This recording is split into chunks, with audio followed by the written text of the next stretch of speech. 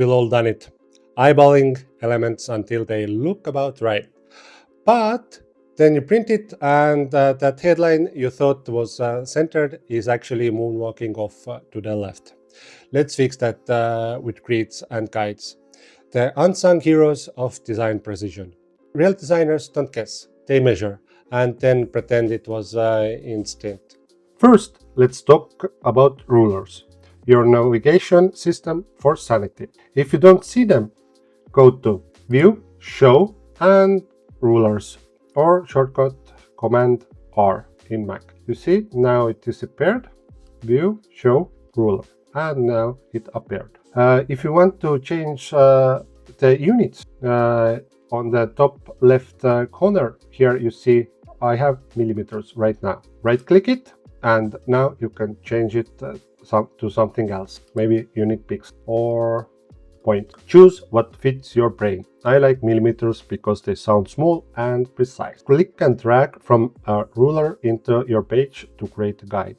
You'll see a cyan line appears. That's your first layout rule in action. So just click on this ruler bar, click and drag, and now you see this line appears. Guides are visual markers that help align stuff across page. To move a guide, hover near it until the cursor changes, then drag. To delete, drag it off the page. And now if you see your ruler, then just go on the ruler and drag it to your page wherever you need it. You can do it horizontally or vertically. And if you want to get rid of the ruler guides, just go to your ruler line. You see the mouse icon changes. It's arrow and these two arrows, and just drag it off, and it works both ways. Other way to add guides to your page is to go View, Guides, and here you can add column guides, columns and rows, and cutter between them. So just click on this arrow and drag how many columns you need. Maximum you can put here is 32. Let's do 4. Click go, and let's put some rows in too. You can see back here the rows appear, and let's do 4 by 4. And this cutter between those columns and rows, you can change those too. You can make them bigger or 0, so there's no cutter. Let's right now put in, you can type it into, let's do 5, and then there's a style. Right now I'm using outline, or you can use field. Then you get this grid here. You don't have to worry, it doesn't appear on your printout, it's just a visual helper for you.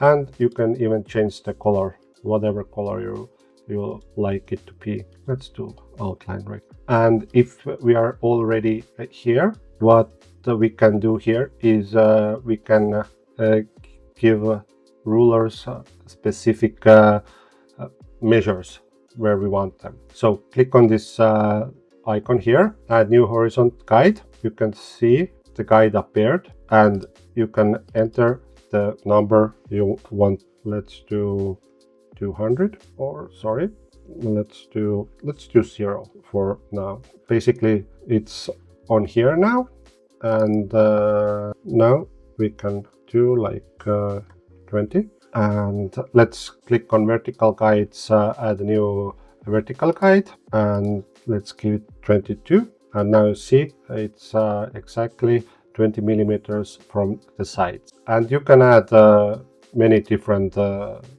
rulers here, and you can give them all a specific number if you need this kind of precise work. Let's do 50 here and 150 here. So you get the point.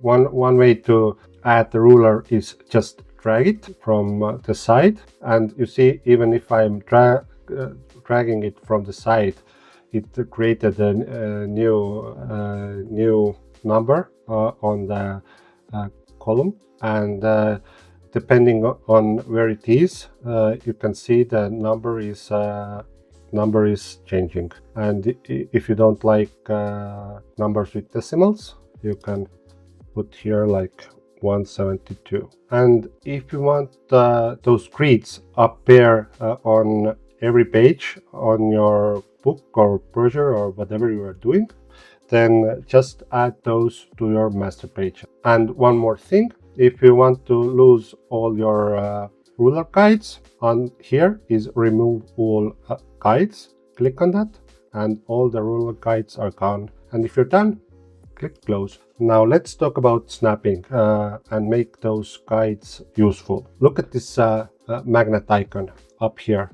Click on that. If it's not already clicked, click on that. You see it changes its background color. Or click on this arrow and this window pops open. But first, let's put some object here. And now you can change quite many things here. How it's snapping on page, object snapping. All you have to do is enable them. This screen tolerance is just a number. It's not any unit, and it tells how the snapping works. For me, it's 15 because I felt that's a good snapping tolerance for me. And what does it mean is your object here, when you go close enough to the edge of the guide or margin or the edge of the page, it snaps on this edge. And I wanted to show you we are using millimeters right now, so let's change it 15 by 15. Let's put it here, and you see right now it doesn't feel like snapping when it's okay.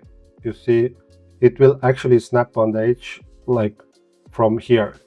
It's very hard to describe it in video, but so you have to try it out yourself. So this number 15, it's not millimeters, it's not pixels, it's just a number, but you have to like tweak it for your taste, because this is 50 millimeters, but it starts snapping like from here, and yeah, it works very strangely.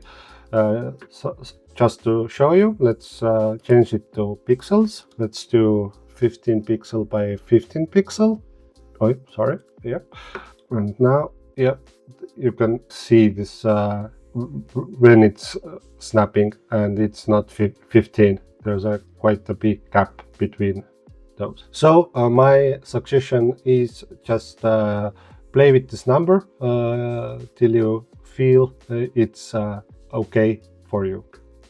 Now let's talk a little bit about margins.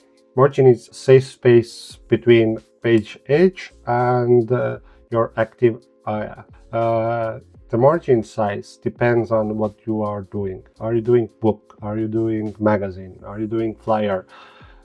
So whatever you're doing, the margin is different. But how to get those margins? Click anywhere. You can see document setup up here on the left side. Click on it. Then this window pops open. Scroll down, and you can see margins, and you can put your margin numbers in whatever you need. If you want them to be all same number, just type it in, click off, and you see it changed everything.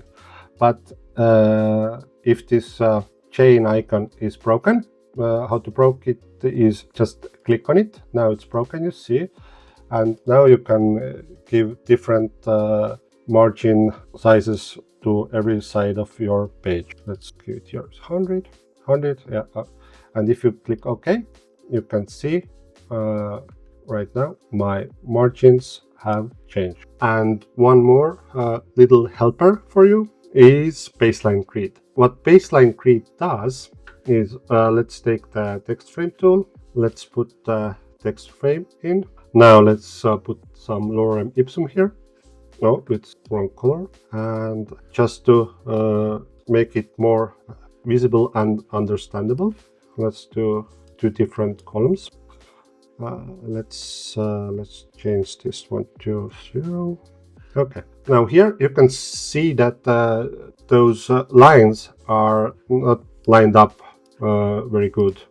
I can show it like that. Right now you see they are not lined up. But you might need that everything would line up. Every column text lines up. So what you can do is go to View, and here under View is Baseline Grid. When you click on that, the Baseline Grid window pops open. Then enable Use Baseline Grid and Show Baseline Grid. So because you want to see what you are doing. If you are not seeing those, then Display Threshold, change this number to something smaller. You can put it even 10. And now you can see those lines appeared on your page. And you can even change the color if you don't like blue. Blue, yellow, whatever suits for you. What happens now is all your text is lined up correctly. Now, here's a little trick for you. Like you can see, here's an empty line between. Let's open this Baseline Grid window again, and you see grid spacing is 14, but my leading here is 15. So if I change, if you have this problem that you have this empty space here, change grid spacing. If if grid spacing and leading numbers are same, then you don't have this ugly empty space between lines, and you can try it out and play with the number till you're happy. But yeah, the point is the grid spacing and text leading should be with the same number, and then your design looks pretty. Next up, we'll dive into advanced typography, kerning, spacing, and type finesse that makes your layout look expensive. Hit subscribe so you don't miss it, and remember, freedom looks best when it's aligned.